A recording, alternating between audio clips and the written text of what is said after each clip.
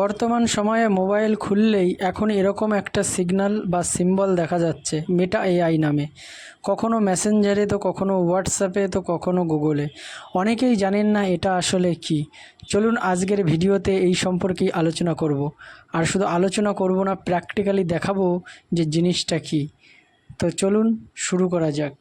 Meta AI হচ্ছে একটা American company এবং এটা ঠিক গুগল যেরকম একটা সার্চ ইঞ্জিন সেই রকমই কাজ করে। এবং এর ফাউন্ডার বা জন্মদাতা আর কেউই নয়, যিনি ফেসবুক আবিষ্কার করেছিলেন। হ্যাঁ, ঠিকই তোমরা শুনেছ, যিনি ফেসবুক আবিষ্কার এবং ফাউন্ডার মার্ক জুকেরবার্গ। এখানে তোমরা দেখতেই পাচ্ছ যে মার্ক জুকেরবার্গ এর ফাউন্ডার এবং প্রতিষ্ঠাতা। তিনি গুগলকেও টেক্কা দিতে গুগলের বাপকে ইনস্টল করেছে এবং এটাই এআই নামে পরিচিত। তো চলুন প্র্যাকটিক্যালি দেখে নেওয়া যাক এটা কিভাবে কাজ করে।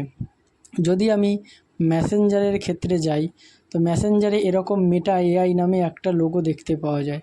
আমি এখানে আগে থেকেই অনেক কিছু সার্চ করেছি এবং তোমাদেরকে প্র্যাকটিক্যালি আমি এটাতে দেখাবো যে কি করে এটা কাজ করে।